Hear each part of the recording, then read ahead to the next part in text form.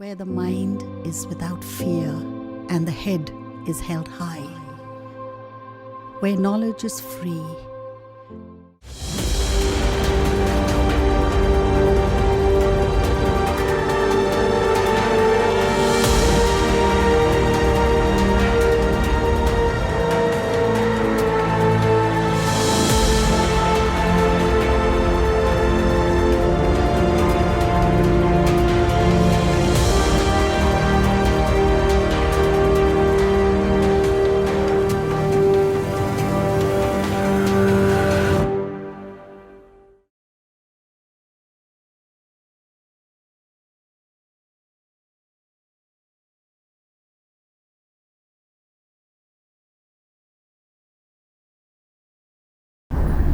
Welcome everybody.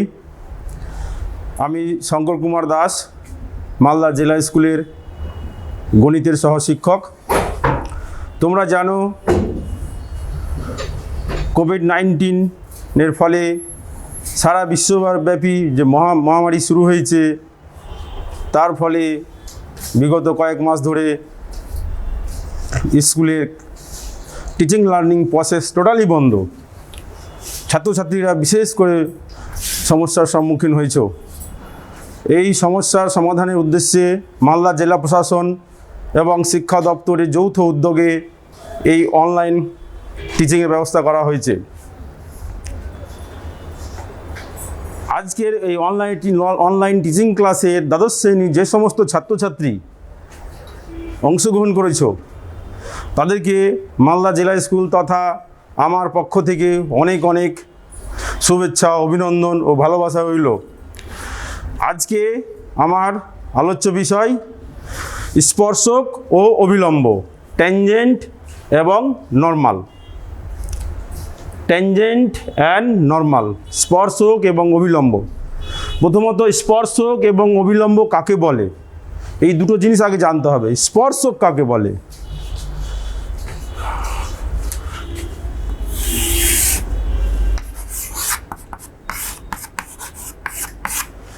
ধরি y=fx অপেক্ষকের এটি একটি সন্তত লেখ। y=fx অপেক্ষকের এই সন্তত লেখের উপর একটি বিন্দু P আর একটি বিন্দু Q, তাহলে PQ যুক্ত করলে তাহলে আমরা PQ একটা সরলরেখাংশ পেলাম। এটা হচ্ছে এই অপেক্ষক অর্থাৎ এই বক্রের জ্যা।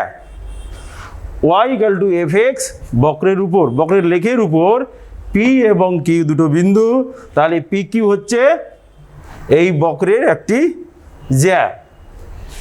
এবার দেখো Q বিন্দু P বিন্দুর বাঁ দিকেও থাকতে পারে, ডান দিকেও থাকতে পারে। এখানে ডান দিকে রাখা হয়েছে। তাহলে Q বিন্দু যদি ক্রমশ P এর দিকে অগ্রসর হতে থাকে, তাহলে PQ সরলরেখার অবস্থানও ক্রমশ পাল্টাতে থাকবে এবং Q বিন্দু ক্রমশ P এর দিকে অগ্রসর হতে হতে তার অন্তিম অবস্থান যদি Q এর সঙ্গে মিলে যায়, P বিন্দু যদি Q এর সঙ্গে মিলে যায়, অর্থাৎ Q টেন্ডস টু P হয়, তাহলে আমাদের PQ সরলরেখাটা কেমন হবে?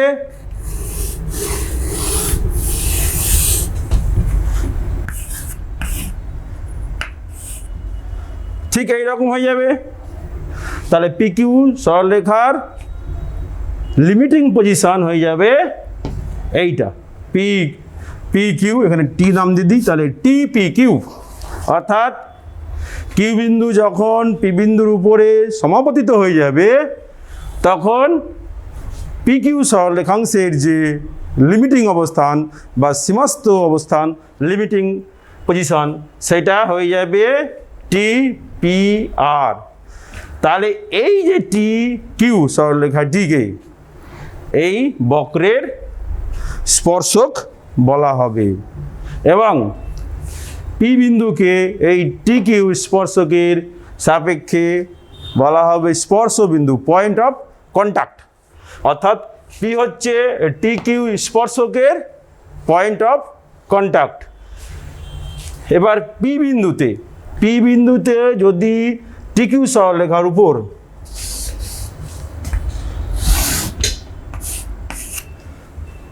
সরলরেখার উপর পিএন লম্ব টানা হয়, ধরি পি বিন্দুতে টি কিউ সরলরেখার উপর পিএন লম্ব, তাহলে এই এনপি সরলরেখাকে বলা হবে এই বক্রের অভিলম্ব, এবং পি বিন্দু হচ্ছে এই এনপি অভিলম্বের সাপেক্ষে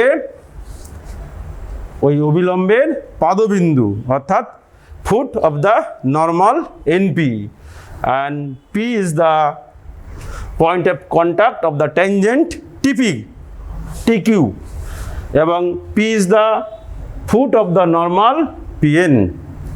তাহলে বোঝা গেল যে স্পর্শ কাকে বলে, অভিলম্ব কাকে বলে।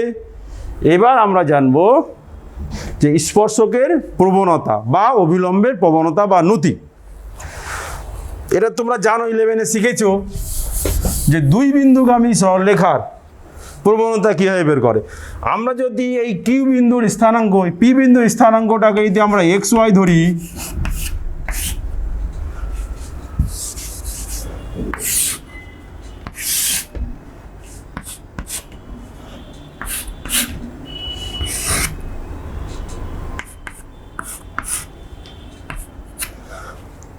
আমরা যদি পি বিন্দুর স্থানাঙ্ককে এক্স ওয়াই ধরি এবং কিউ বিন্দুর স্থানাঙ্ককে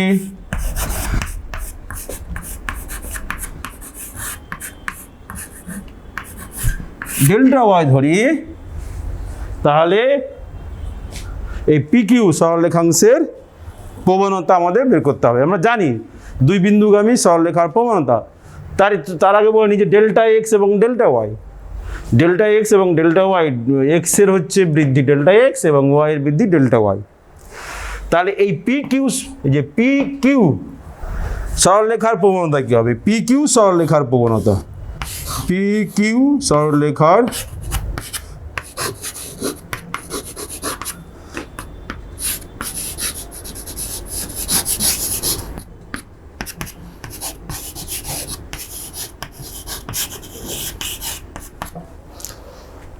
তোমরা নিশ্চয়ই জানো যে দুই বিন্দুগামী সরলরেখার প্রবণতা x1 y1 এবং x2 y2।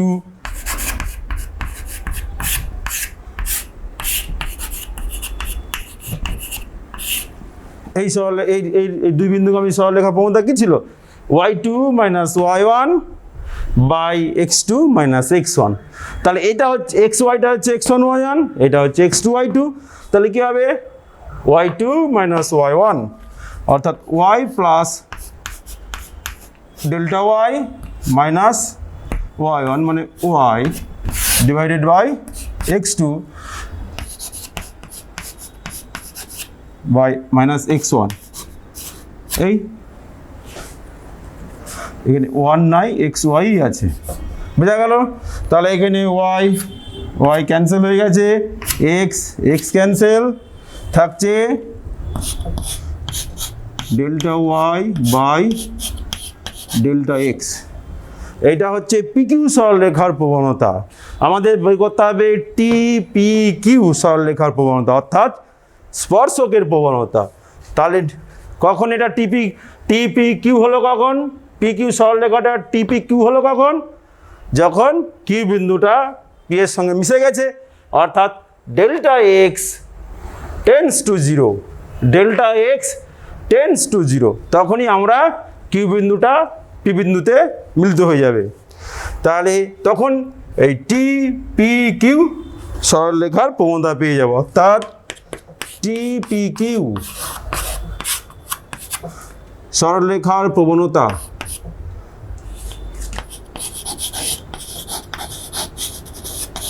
কত হবে? Limit delta x tends to zero delta y by delta x, বোঝা গেল?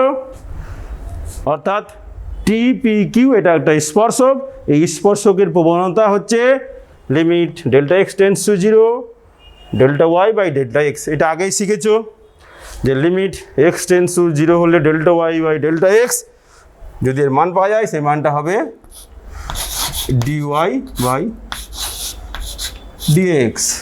এটা আগেই শেখানো হয়েছে।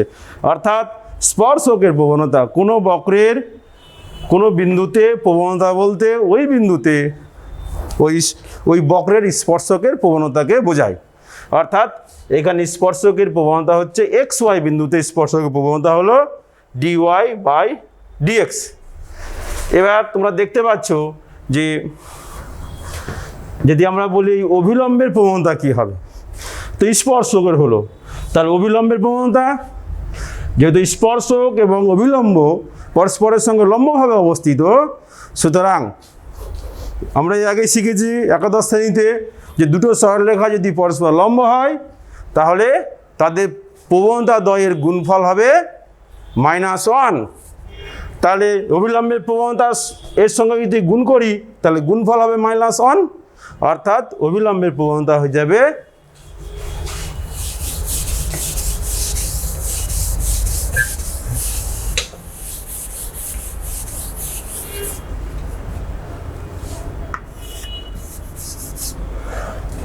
তাহলে স্পর্শকের প্রবণতা লিখি আগে। তাহলে স্পর্শকের প্রবণতা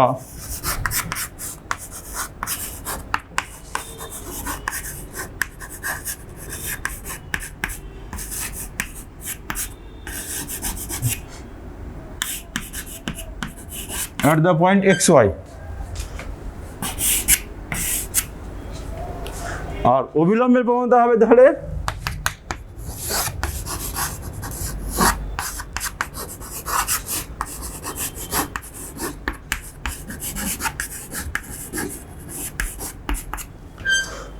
দুটো প্রবণতার গুণফল -1। তাহলে একটা প্রবণতা জানি, তাহলে কী হবে -1কে এর প্রবণতা দিয়ে ভাগ করে দিলে হয়ে গেল, অর্থাৎ -dx by dy at the point xy।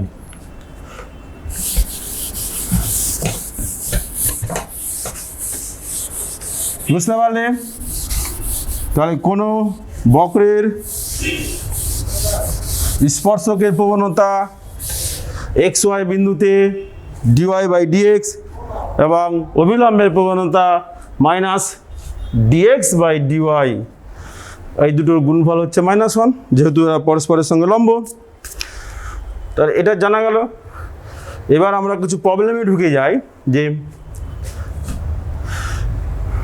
এবার দেখো x1 y1 বিন্দুতে যদি ক্যাপিটাল এক্স ও ক্যাপিটাল ওয়াই চলমান অপেক্ষক হয়, capital x comma capital y চলমান অপেক্ষক হয় এবং তাহলে এক্স ওয়াই বিন্দুতে y equal to f x এর স্পর্শকের সমীকরণ কী হবে, অভিলম্বের সমীকরণ কী হবে। তাহলে আমাদের যেহেতু এক্স ওয়াই চলমান অপেক্ষক এবং আমাদের বিন্দু হচ্ছে স্মল এক্স স্মল ওয়াই, তাহলে স্মল এক্স স্মল ওয়াই বিন্দুগামী সরলরেখার প্রবণতা আমরা প্রবণতা জানি। এক্স ওয়াই বিন্দুতে প্রবণতা এই যে dy dx at the point x y, এবং বিন্দুটাও জানি এক্স ওয়াই বিন্দুগামী। তাহলে সরলরেখার সমীকরণ কী ছিল আমাদের মনে আছে 11-এ, যে বিন্দু প্রবণতা আকারে যে সমীকরণটা ছিল y - y1। তাহলে স্পর্শকের সমীকরণ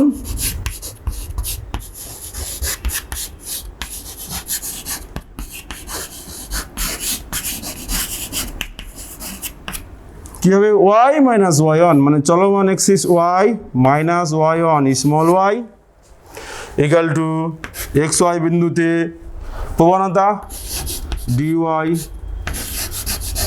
dx into capital x minus small x. বোঝা গেল? এবার যদি বিন্দুটা x1 y1 বিন্দু হয়, xy না হয়ে x1 y1 বিন্দু হয়, x1 y1 বিন্দু, এই বিন্দুতে স্পর্শকের সমীকরণ কি হবে x1 y1 বিন্দুতে? তাহলে এটা হচ্ছে dy dx at the point x one Y one. আর অবিলম্বের প্রবণতা একই রকমভাবে হবে at the point x one Y one. তাহলে এক্স ওয়ান ওয়াই অন বিন্দুতে স্পর্শকের সমীকরণ আমরা নির্ণয় করব। তাহলে সমীকরণ কী হবে? সেই বিন্দু প্রবণতা আকারে y minus y one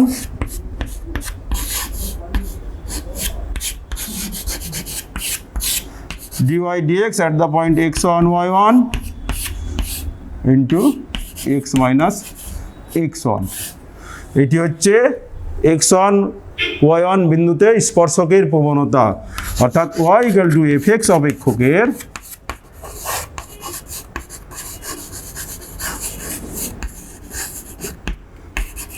x1 y1 বিন্দুতে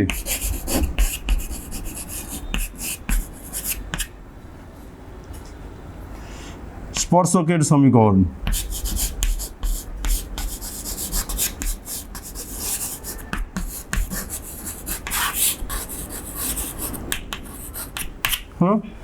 y equal to fx অপেক্ষকের x1 y1 বিন্দুতে স্পর্শকের সমীকরণ y minus y1 equal to dy dx at the point x1 y1 into x minus x1। এবার দেখো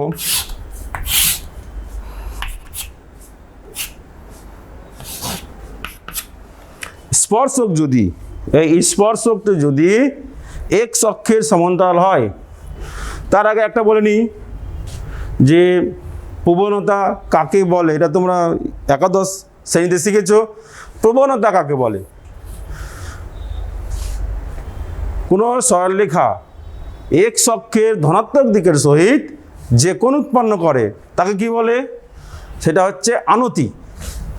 এবার এই কোণের ট্যানের মান, অর্থাৎ যদি থিটা কোণ উৎপন্ন করে তাহলে ট্যান থিটাকে বলা হবে ওই সরলরেখার প্রবণতা বা নতি। অর্থাৎ কোনো সরলরেখা এক্স অক্ষের ধনাত্মক দিকের সহিত যে কোণ উৎপন্ন করে ট্যানের মানকেই বলা হয় ওই সরলরেখার নতি বা প্রবণতা।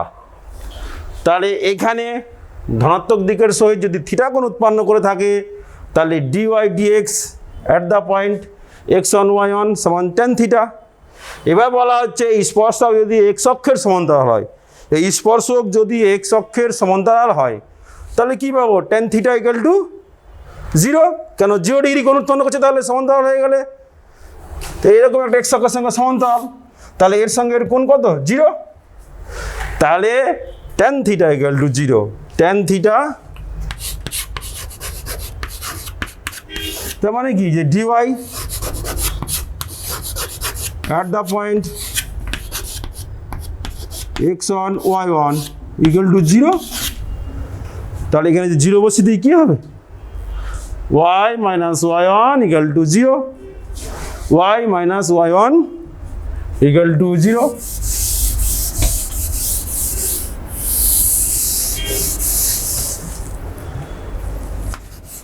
y minus y1 equal to 0, অর্থাৎ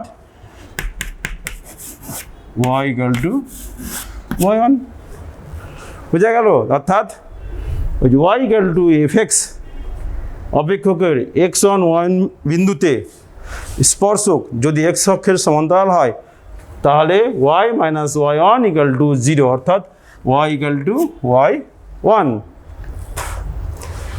অবিলম্ব কী হবে? যদি অবিলম্বের সমীকরণ কী হবে? যদি অবিলম্ব হয় স্পর্শক অবিলম্ব মানে হচ্ছে এক্স অক্ষের সঙ্গে 90 ডিগ্রি কোণ উৎপন্ন করেছে। যেহেতু এক্স অক্ষের স্পর্শক হচ্ছে এক্স অক্ষের সমান্তরাল, তাহলে অবিলম্বটা কী হবে? এক্স অক্ষের সঙ্গে 90 ডিগ্রি কোণ, অর্থাৎ ট্যান 90 থিটা কোণ যদি উৎপন্ন করে, থিটার মান 90 ডিগ্রি, তাহলে ট্যান থিটা সমান ট্যান 90। ট্যান 90 মানে ট্যান 90 মান কত?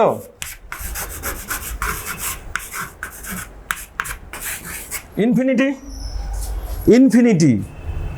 তাহলে আমাদের যদি অবিলম্ব সমীকরণ আমরা বের করি তাহলে কি হবে? y মাইনাস y1 এটা হয়ে যাবে কত?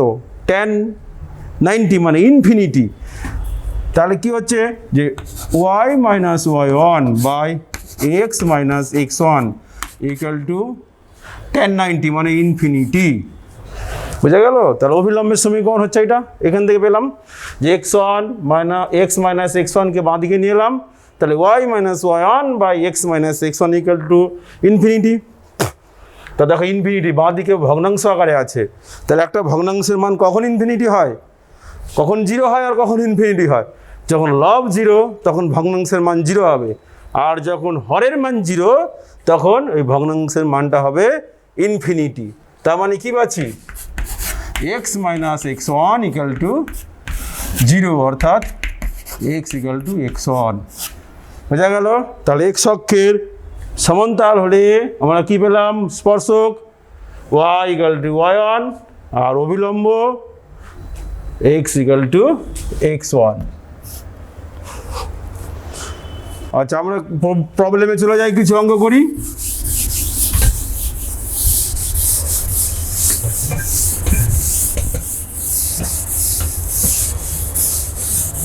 তাহলে এইগুলো মনে রাখতে হবে যে প্রবণতা জানা থাকলে আর বিন্দু জানা থাকলে সরলরেখার সমীকরণ কী হবে সেটা আমরা একাদশ শ্রেণীতে শিখেছি, যে y minus y1 equal to m into x minus x1। এমটা হচ্ছে যে gradient of the straight line বা প্রবণতা, সরলরেখার প্রবণতা। এবার আমরা স্পর্শকের সমীকরণ বার করব।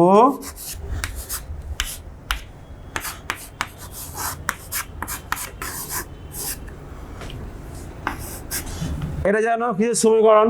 এটা হচ্ছে বৃত্তের সমীকরণ। মানে কেন্দ্র যখন মূলবিন্দুতে, কেন্দ্রটা মূলবিন্দুতে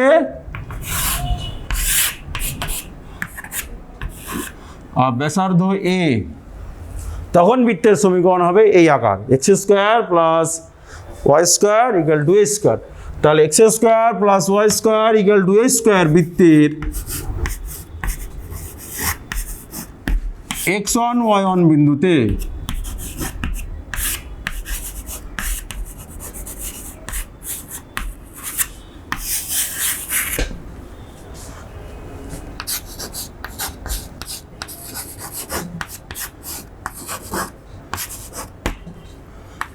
স্পর্শক ও অভিলম্বের, একসঙ্গে দুটোই করি, স্পর্শক ও অভিলম্বের সমীকরণ নির্ণয় করো।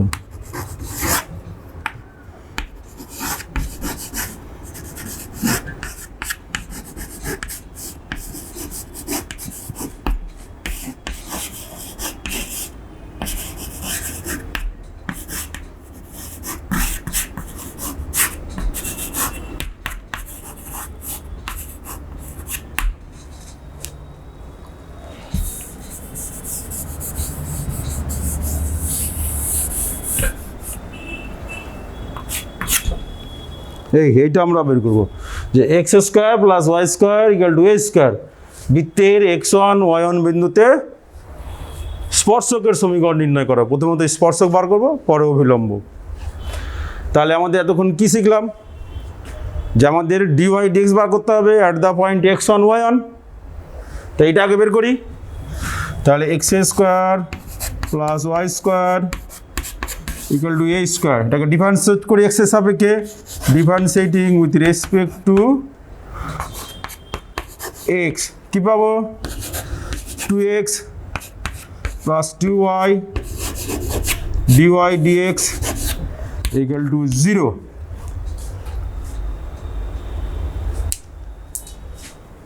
তাহলে এখান থেকে বের করি, বা dy dx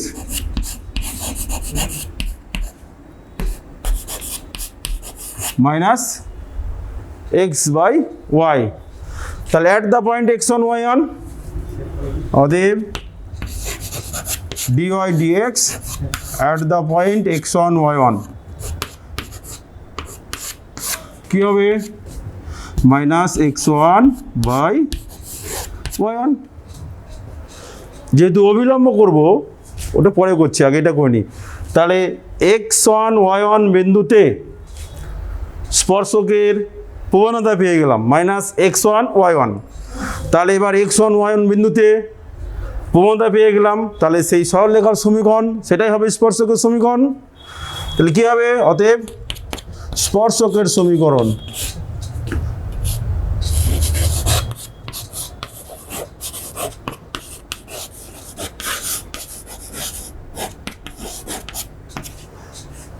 y minus y1 equal to ওই যে dy by dx at the point x1 y1 হচ্ছে minus x1 by y1 into x minus x1। বোঝা গেল? যে বিন্দু প্রবণতা আকার, এটা হচ্ছে একাদশ শ্রেণীতে শিখেছি বিন্দু প্রবণতা আকার, অর্থাৎ x1 y1 বিন্দুগামী এবং প্রবণতা যদি m হয় তাহলে সরলরেখার সমীকরণ y minus y1 equal to m into x minus x1। m এর মান এখানে বার করেছি, মাইনাস x1 বাই y1 বসিয়ে দিয়েছি। এরপরে কোনো গুণ করো, y1 দিয়ে গুণ করে দাও, তাহলে y1 minus y1 square equal to minus x1 plus x1 square. পক্ষান্তর করি, x যুক্ত পদটা বাম দিকে নিয়ে আসি, তাহলে x1 এটা চলে এলো, y যুক্ত পদ লিখি y1 ডান দিকে x1 স্কোয়ার প্লাস এটা যাচ্ছে। যেহেতু x1 y1 বিন্দুটি এই বৃত্তের উপর অবস্থিত, যেহেতু x1 y1 বিন্দুটি বৃত্তের উপর অবস্থিত, তাহলে আমরা কি পাবো? x1 square plus y1 square equal to a square. বসিয়ে দাও, তাহলে ইকুয়াল টু a স্কোয়ার লিখে দিবে। যেহেতু x1 y1 বিন্দুটি বৃত্তের উপর অবস্থিত,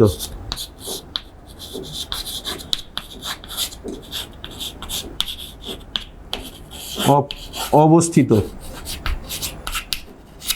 হয়ে গেল, তাহলে x square plus Y square equal to a square. বৃত্তের উপর অবস্থিত x1 y1 বিন্দুতে স্পর্শকের সমীকরণ হচ্ছে x into x1 plus y into y1 equal to a square.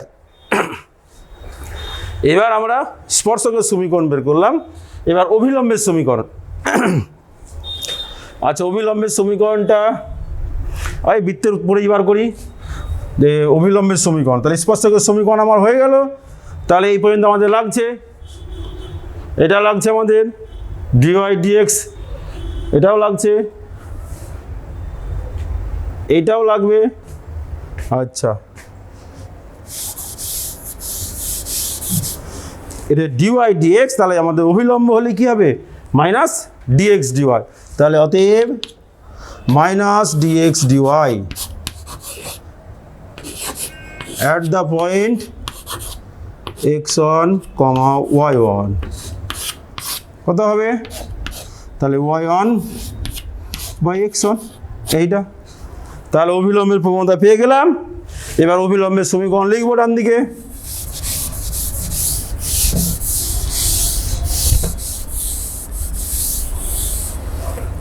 এবার লিখি, অতএব অভিলম্বের সমীকরণ x1 y1 বিন্দুতে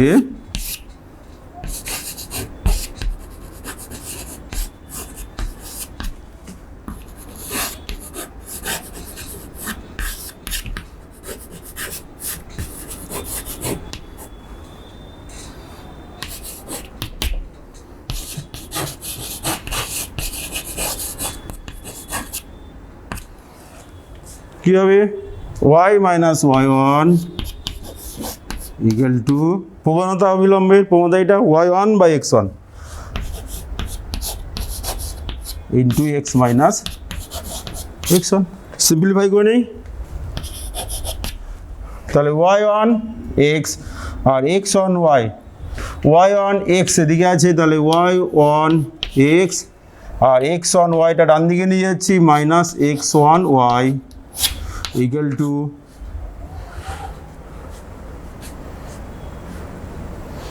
আচ্ছা এটা গুণ করেই বসাই, x1 y minus x1 y1 equal to xy1 minus x1 y1। বোঝা গেল? আবার দেখে নাও যে এখানে মাইনাস ডিএক্স ডিওয়াই বার করতে হবে। মাইনাস ডিএক্স ডিওয়াই বার করলে আমাদের কি হলো? এটা পজিটিভ হয়ে গেল,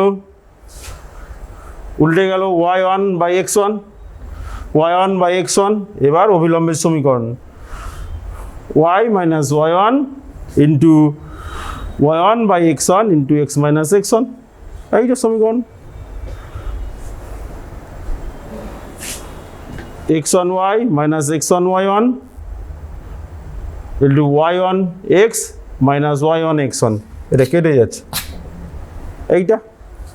তাহলে এটা যদি একদিকে নিয়ে আসি তাহলে ওই xy1 minus x1y equal to 0, বোঝা গেল? অর্থাৎ এর আগে যে স্পর্শকের সমীকরণটা বের করেছিলাম, স্পর্শকের সমীকরণটা মনে আছে? এটা অবিলম্বের সমীকরণ পেয়েছি। স্পর্শক কি ছিল?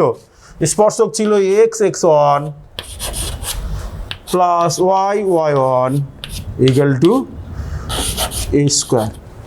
তোমরা ক্লাস 11-এ শিখেছো যে এই সরলরেখা এবং এই সরলরেখা পরস্পর লম্ব, কারণ দেখতে পাচ্ছ যে এক্সের সহগ আর ওয়াই সহগের মধ্যে ইন্টারচেঞ্জ হয়েছে এবং একটার চিহ্ন চেঞ্জ হয়েছে এবং ধ্রুবক ফলটা চেঞ্জ হয়ে গেছে।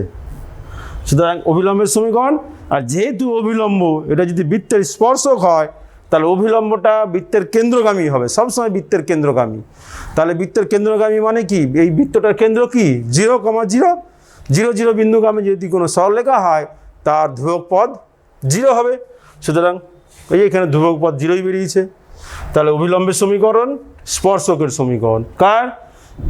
x² plus y² equal to a², বৃত্তের উপর অবস্থিত x1 y1 বিন্দুতে। বোঝা গেল? এরপরে ছোট ছোট অঙ্ক ধাপে ধাপে এগিয়ে যায়।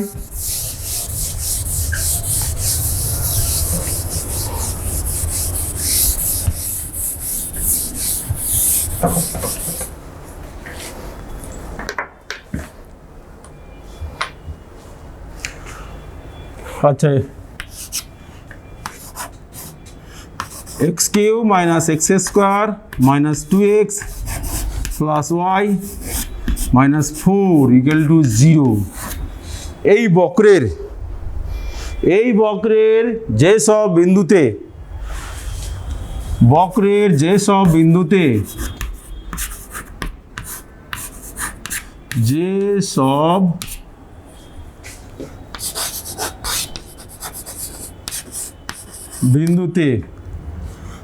স্পর্শকের প্রবণতা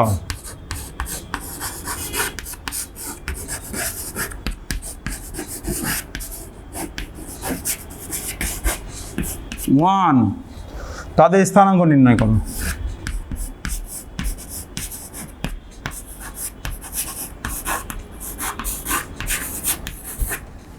তাদের স্থানাঙ্ক কত? এই বুঝতে পারলে যে x³ minus x² minus 2x plus y minus 4 equal to 0 বক্রের যেসব বিন্দুতে স্পর্শকের প্রবণতা 1 সেই সকল বিন্দুর স্থানাঙ্ক নির্ণয় করো। তাহলে ধরি কী দেখবো যে বিন্দু বলেছে, ধরি এই বক্রের উপর অবস্থিত বিন্দুর স্থানাঙ্ক, একটি বিন্দুর স্থানাঙ্ক x1 y1,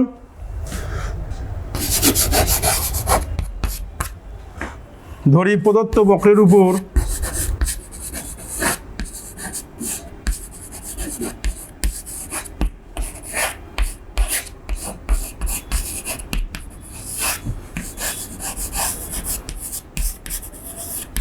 অবস্থিত একটি বিন্দু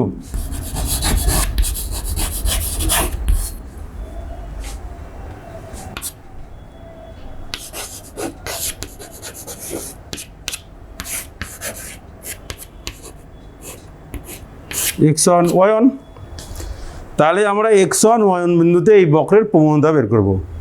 তাহলে এটাকে dy dx বার করতে হবে। x³ minus x² minus 2x plus y minus 4 equal to 0। x এর সাপেক্ষে ডিফারেন্সিয়েট করি, differentiating with respect to x এক্সের সাপেক্ষে অবকলন করে পাই, তাহলে 3x square minus 2x minus 2 plus dy dx equal to 0। অতএব dy dx minus 3x square plus 2x plus 2, তাহলে at the point x1 y1 বের করব dy dx। অতএব dy dx at the point x1 y1 কত হচ্ছে 3x1 square plus 2x1 plus 2। বক্রের প্রবণতা পেয়ে গেলাম, স্পর্শকের প্রবণতা পেয়ে গেলাম, তাহলে আমাদের স্পর্শকের প্রবণতা দেওয়া আছে 1, তাহলে প্রশ্ন অনুসারে এইটা ইকুয়াল টু 1, অর্থাৎ minus 3x1 square plus 2x1 plus 2 equal to 1। এখান থেকে আমরা x1 এর মান বের করবো এই সমীকরণ থেকে। সমীকরণকে সমাধান করো, তাহলে 3x1 স্কোয়ার মাইনাস 2x1, ডান দিকে নিয়ে যাচ্ছি সব, এদিকে হচ্ছে মাইনাস 2, তাহলে minus 1 equal to 0। Middle term factor, মধ্যপদ বিশ্লেষণের সাহায্যে উৎপাদক বিশ্লেষণ বুঝতেই পারছো। 3 1 গুণ করলে 3 আর 3 থেকে 1 বিয়োগ করলে 2, তাহলে 3x1 square minus 3x1 plus x1 minus 1 equal to 0।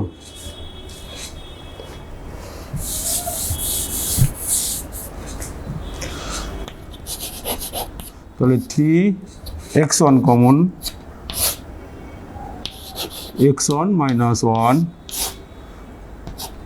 plus x1 minus 1 equal to 0।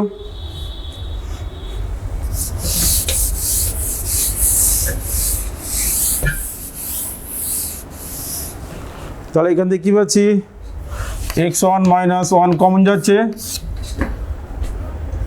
Into 3x1 plus 1 equal to 0। অতএব x1 ইকুয়াল টু এটা থেকে 1, হয় এটা 0 হবে না এটা 0 হবে, কমা এটা থেকে হচ্ছে মাইনাস 3। এই তাহলে x1 এর দুটো মান পেয়ে গেলাম, x1 এর দুটো মান পেয়ে গেলাম, তাহলে আমাদের y1 এর মান বের করতে হবে। যেহেতু x1 y1 বিন্দুটি এই বক্রের উপর অবস্থিত, তাহলে কি হবে আমাদের এখান থেকে x1 এর মান বসালে আমরা পাচ্ছি এই x1 cube minus x1 square minus 2x1 plus y1 minus 4 equal to 0। এখানে x1 এর মান বসিয়ে দিই,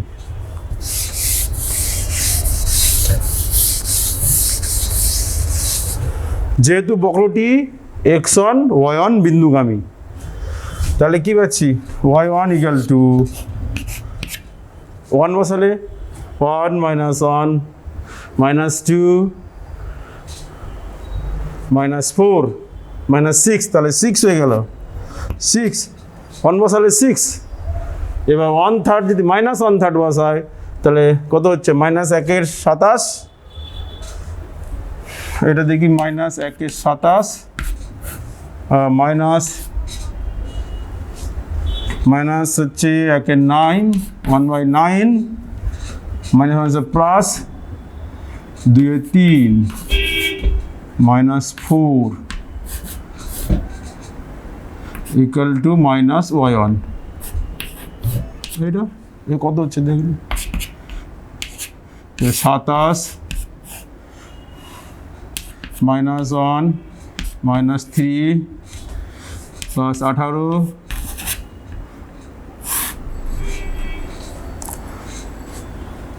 আচ্ছা এটা আচ্ছা ঠিক মাইনাস 4 7 28 108 এইটা এখান থেকে ওয়ান একটা পেয়ে যাব কত পাচ্ছি 3 4 4 কমে যাচ্ছে তাহলে 104 4 100 আচ্ছা 12 112 6 12 কমছে 6 6 কমছে 96 minus 96/27 minus 96/27 equal to y1 তাহলে এটা প্লাস হয়ে গেল কিন্তু মাইনাস আছে এটা কাটবে 3 3 9 3 2 6 32 9 তাহলে ওটা হচ্ছে 32 9 তাহলে x1 এর দুটো মান পেলাম y1 এর দুটো পেলাম তাহলে নির্ণয় বিন্দুর স্থানাঙ্ক অতএব নির্ণয় বিন্দুর স্থানাঙ্ক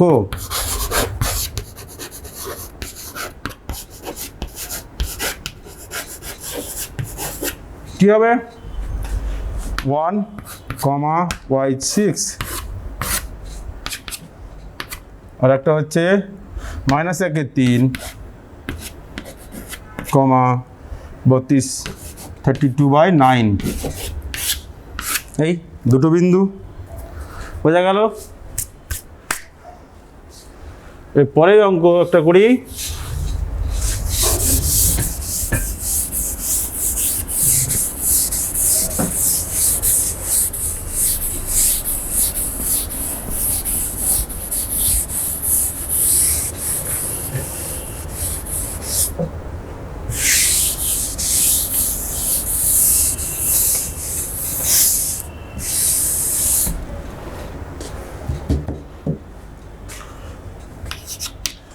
x² plus 3y² equal to 4 এই উপবৃত্তের যে সকল স্পর্শক এই উপবৃত্তের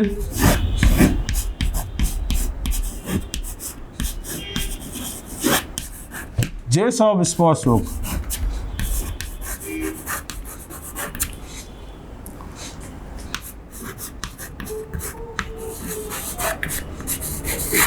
যে সকল স্পর্শক 3x প্লাস y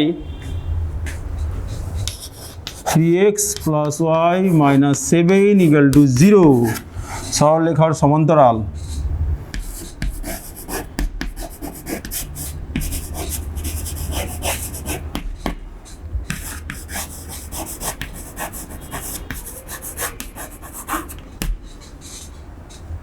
তাদের সমীকরণ নির্ণয় করো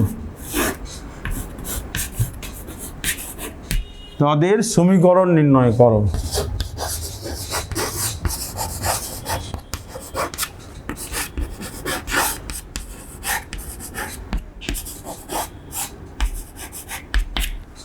বোঝা গেল যেটা উপবৃত্ত x² plus 3y² equal to 4 এর স্পর্শকের সমীকরণ নির্ণয় করতে হবে যে স্পর্শকগুলি হচ্ছে 3x plus y minus 7 equal to 0 এই সরলরেখার সমান্তরাল এই সরলরেখা আগে লম্বটা করি সরলরেখার আচ্ছা থাক এই সরলরেখার সমান্তরাল সেই স্পর্শকের সমীকরণগুলো নির্ণয় করব তাহলে প্রথমত আমরা এই স্পর্শকের প্রবণতা বার করব এই উপবৃত্তের উপর x1 y1 বিন্দুতে প্রবণতা নির্ণয় করব এবং ওর যে প্রবণতা বেরোবে আর এখানে যে সরলরেখার সমান্তরাল আছে স্পর্শক আর এই সরলরেখা দুটো সমান্তরাল তাহলে স্পর্শকের যে প্রবণতা আর এই সরলরেখার যে প্রবণতা এরা পরস্পর সমান হবে যেহেতু সমান্তরাল আছে তাহলে এইকে আবার dy dx বার করি ডিফারেন্সিয়েট করি উইথ রেসপেক্ট টু x তাহলে x² plus 3y² equal to 4 এটাকে differentiating with respect to x কি পাচ্ছি 2x plus 6y into dy dx equal to 0 ডান দিকে ধ্রুবক পদ আছে, তার derivative 0 with respect two x. তাহলে এখান থেকে অতএব ডিওয়াই ডিএক্স কত হচ্ছে মাইনাস 2x বাই 6y, অর্থাৎ মাইনাস x বাই 3y। বোঝা গেল? তাহলে এই যে স্পর্শক প্রবণতা পেলাম, সেই স্পর্শক বলছে এই সরলরেখার সমান্তরাল 3x plus y minus 7 equal to 0। তাহলে এই সরলরেখার সমান্তরাল যদি হয়, তাহলে এই সরলরেখার প্রবণতা আর স্পর্শকের প্রবণতা পরস্পর সমান হবে। তাহলে যেহেতু স্পর্শক 3x plus y minus 7 equal to 0 সরলরেখার সমান্তরাল,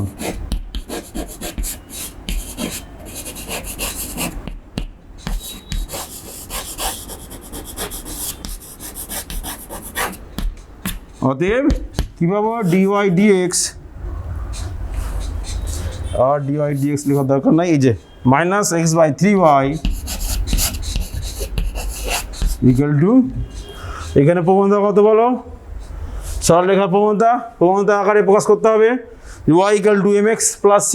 তাহলে y ইকুয়াল টু mx, ডান দিকে গেল মাইনাস 3x, মাইনাস 3x হলে m এর মান হচ্ছে মাইনাস 3, তাহলে মাইনাস 3 মাইনাসের 2 থেকে বাদ হয়ে গেছে, তাহলে x ইকুয়াল টু 3y। এবার x ইকুয়াল টু 3y এই উপবৃত্তে বসিয়ে দিই। তাহলে কী পাচ্ছি, উপবৃত্তের সমীকরণ থেকে কী পাচ্ছি, যে x square plus 3y square equal two 4 সমীকরণে এক্স ইকুয়াল টু 3y বসিয়ে পাই।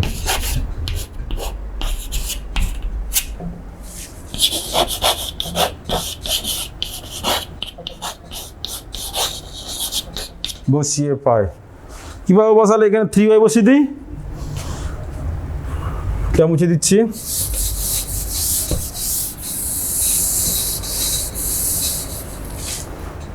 তাহলে কি হচ্ছে x 3y, তাহলে 3y স্কোয়ার প্লাস এখানে আছে 3y স্কোয়ার ইকুয়াল টু 4 বা 3 বর্গ 9y square plus 3y square, তাহলে 12y স্কোয়ার ইকুয়াল টু 4 বা y স্কোয়ার ইকুয়াল টু 4/12 মানে 1/3। অতএব y equal to plus minus 1/√3। তাহলে বিন্দু পেয়ে গেলাম x1 y1 বিন্দু, x এর মান, তাহলে এখান থেকে x এর মানটা বের করে নিই। অতএব x সমান যদি প্লাস 1/√3 নিই, তাহলে প্লাস 1/√3 নিলে √3 আর মাইনাস 1/√3 নিলে -√3। তাহলে দুটো বিন্দু পেলাম, √3 1/√3 এবং -√3 -1/√3।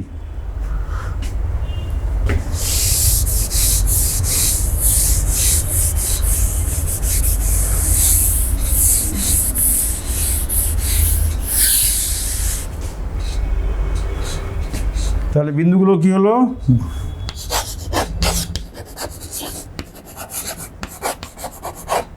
বিন্দুগুলি হলো √3, 1/√3 ও -√3, -1/√3। তাহলে এই দুটো বিন্দুতে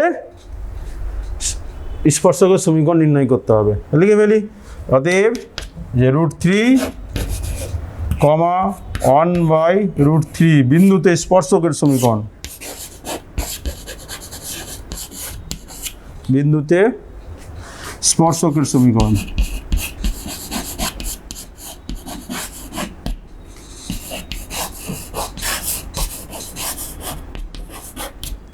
কি হবে? y minus y1 1/√3 y minus y1 1/√3 equal to m। কি ছিল প্রবণতায়? সরলরেখা প্রবণতায় কি ছিল? কি ছিল জানো এটা? সরলরেখাটা 3x plus y minus 7 equal to 0। তাহলে এটা ছিল -3, প্রবণতা -3। যে সরলরেখা ছিল আমাদের -3 into x minus xy minus √3। এইটা একটু সিম্পলিফাই করে নিই। তাহলে √3y minus 1 equal to minus 3√3 x plus 9 3√3 into √3 এটা +9 সাজিয়ে নিই। তাহলে এটা বাম দিকে চলে আসছে 3√3 x প্লাস √3y 1 ডান দিকে চলে গেল equal to 10। তাহলে √3, 1/√3 বিন্দুতে স্পর্শকের সমীকরণ বের করলাম। সিমিলারলি -√3 -1/√3-তে এই সমীকরণ বের করা যাবে একই রকমভাবে। এটা করে নিবে। বোঝা গেছে?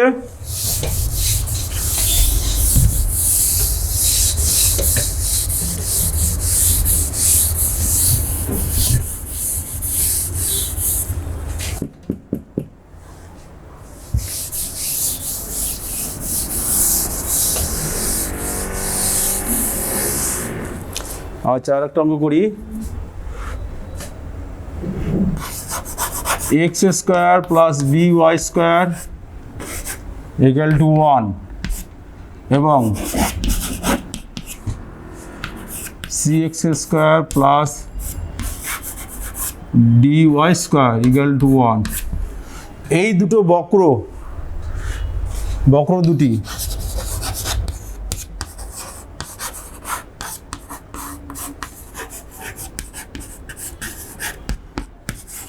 পরস্পরকে লম্বভাবে ছেদ করলে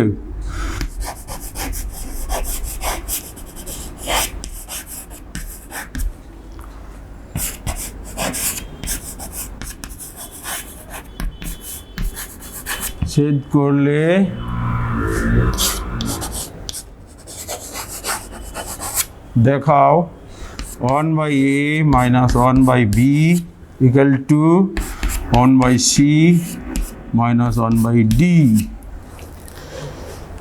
বোঝা গেছে যে x² plus bx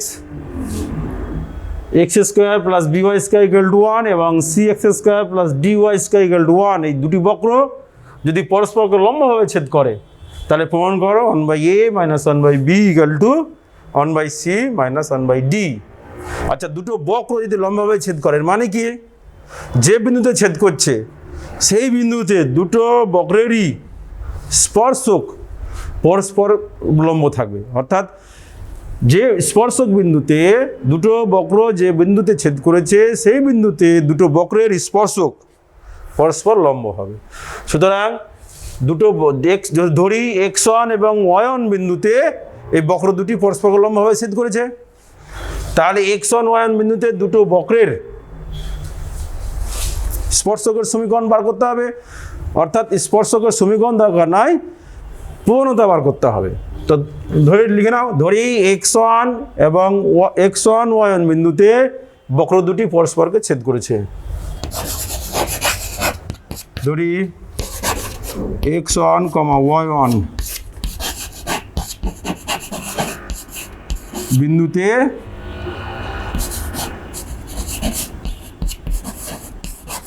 বক্র দুটি পরস্পরকে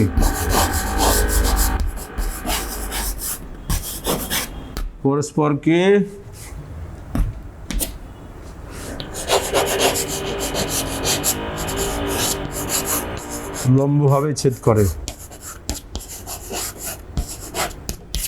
তাহলে কি x1 y1 বিন্দুটি দুটো বক্রের উপর অবস্থিত হবে। অতএব ax1 square plus by1 square equal to 1 এবং cx1 square plus by1 square equal to 1 পেলাম। যেহেতু x1 y1 বিন্দুটি দুটি বক্রের উপর অবস্থিত, এবার at the point x1 y1 এর dy dx বার করব, এর dy dx বার করব। তাহলে এটাকে ডিফারেন্সিয়েট করি x এর সাপেক্ষে, x square plus by square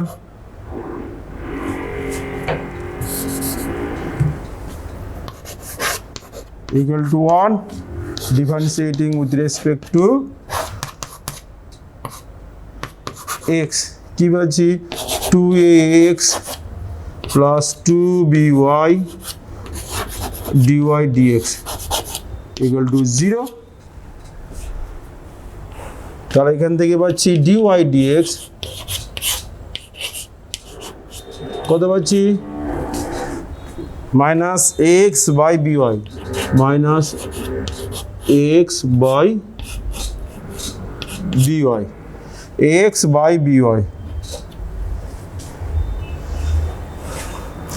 অতএব x1 y1 বিন্দুতে কি হবে, অতএব dy dx at the point x1 y1 কি বললাম মাইনাস ax1 by by1 এটা। এবার এই নেক্সট বক্রের dy dx বার করব।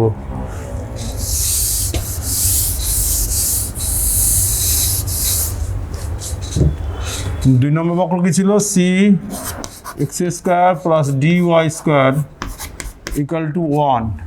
তো এটা ডিফারেন্সিয়েটিং উইথ রেসপেক্ট করি,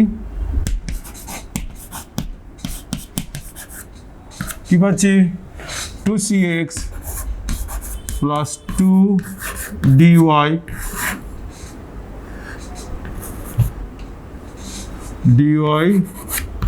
dx লিখিও। অতএব dy dx minus cx by dy at the point বার করি। অতএব dy dx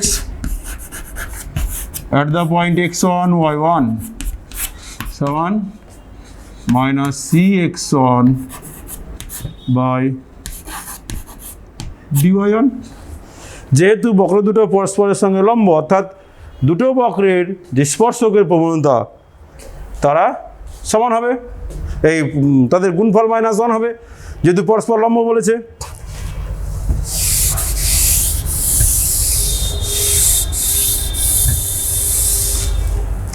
এবার অতএব প্রশ্নানুসারে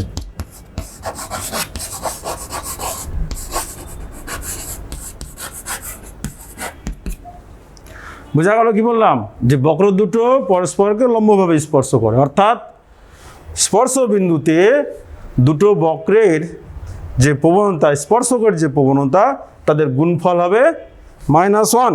তাহলে এই একটাই প্রবণতা, এই একটাই প্রবণতা, তাহলে minus ax1 by by1 into minus cx1 by dy1 equal to -1। Simplify করি, বা acx1 square by dy1 square equal to -1 হলো। তাহলে এবার এখান থেকে x1 square by y1 square বের করতে হবে আমাকে, x1 square by y1 square. X one square by one square মানটা বসাতে হবে। তাহলে দেখো যে দুটো বক্র ছিল মুছে দিয়েছি আমি, যে বক্র দুটো এই যে এখানে লেখা আছে এক্স ওয়ান ওয়ান বিন্দুগামী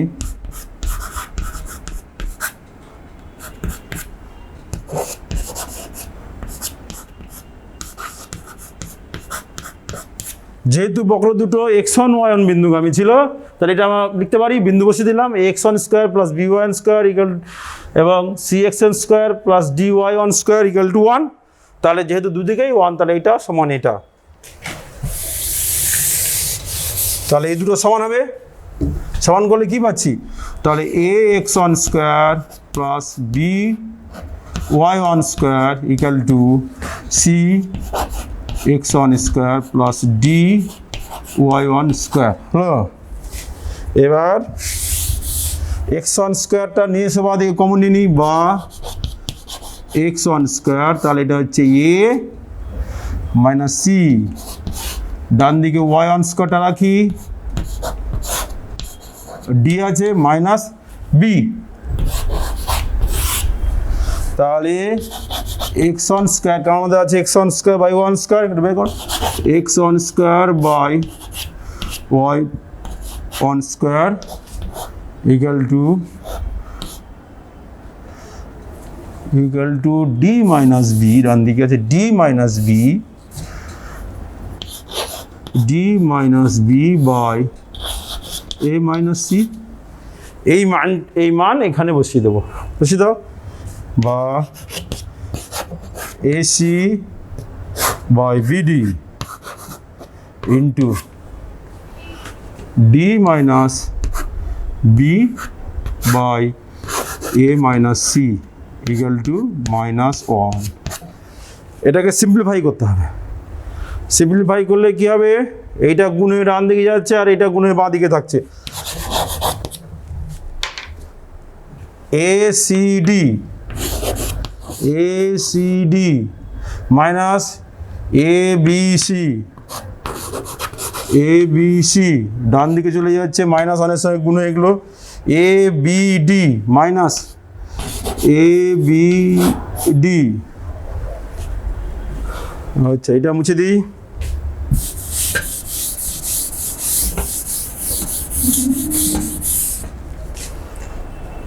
আর বিসিডি প্লাস হয়ে যাচ্ছে, প্লাস বিসিডি।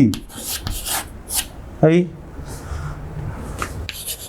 তাহলে আমাদের বাঁ দিকে ছিল 1/a, অর্থাৎ এ বর্জিত পদটা বাঁ দিকে রাখতে হবে। এ বর্জিত পদ এদিকে এখানে থাকলে এদিকে থাকছে, আর বি বর্জিত পদটা ডান দিকে রাখবো এইটা। তাহলে এটা ডান দিকে নিয়ে যায়, এটাকে বাঁ দিকে নিয়ে আসি, a b d minus a b c equal to ডান দিকে b c d minus a c D.